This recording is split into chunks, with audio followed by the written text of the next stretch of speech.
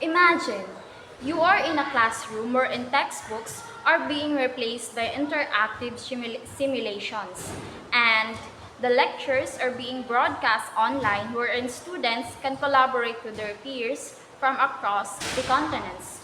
So these things are no longer a futuristic ideal. Right now, it was being made possible thanks to the technology-enhanced instructional lessons. But first, I would like to introduce myself. I am Frisch Valerie Edios, and today we will going to tackle about technology, the models of technology enhanced instructional lessons. So when we say technology enhanced instructional lessons, it refers to the frameworks or the guidelines that a teacher can use for his or her effective lessons or making of lesson plans. So as far as I'm concerned, in our last topic, we've already discussed about the varieties or the kinds of models, like for example, the TPAC, the SAMR, and the Assure model, which are helpful tools or frameworks for the teachers. So, in this topic, um, the models of technology enhanced instructional lessons are being composed of four categories. So the number one is the contributor. Number two is the creator. Number three, collaborator. And number four is the communicator. So, bakit sakop tong apat na category na to? Because dito natin malalaman kung papaano ang isang estudyante inside the classroom, papaano siya magiging contributor, papaano siya magiging creator, kailan natin masasabi na siya isang communicator, and the last one is, papaano natin masasabing siya ay isang collaborator. So, let's find out.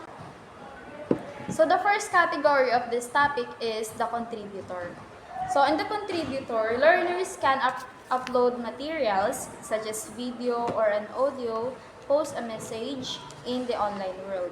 Dito na nga papasok yung tinatawag nating Dropbox. So when we say Dropbox, it is a personal online backup service wherein we can upload files, share folders online for collaboration purposes.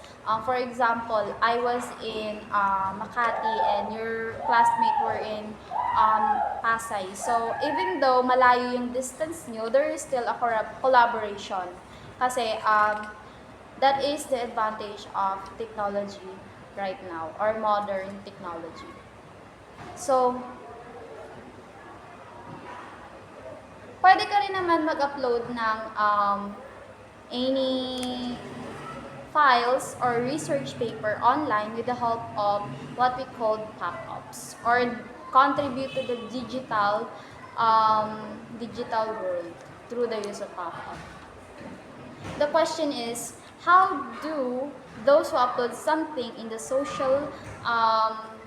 in the online world can be called contributors? So, dito na papasok yung, for example, I upload a research paper in the online world. So, with the help of yung research paper ko, pwede yung i-research ulit ng ibang students. So, maaaring may useful yun sa kanilang study. So, I upload something and nakatulong ako sa ibang students. So, kaya masasabi na I am a contributor. So, that's it for this category. And now for the next category, it will be discussed by Ms. Abejo. Thank you.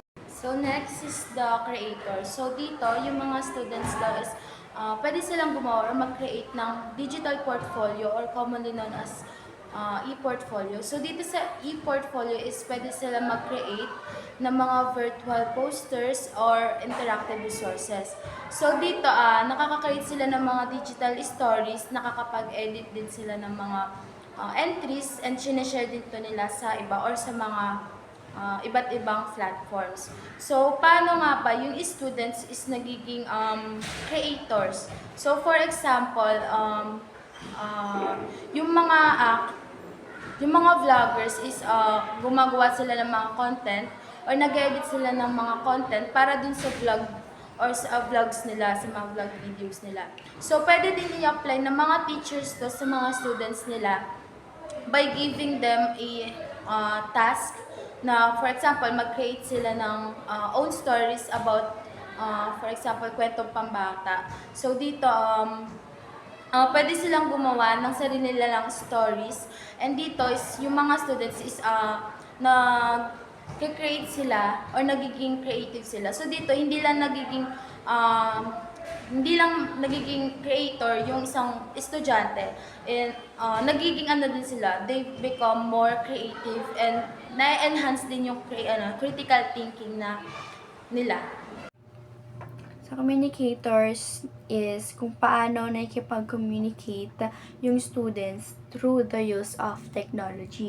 Kasi in the past, yung communication ng students ay limited lang, which is yung sa classroom lang. But today, technology has opened up new channels for communication, allowing students to connect with peers and share ideas beyond the physical classroom. So, yung una dito is yung pagbibigay ng access to edit ang wiki at blog sa mga students para ma-share nila yung thoughts and ideas.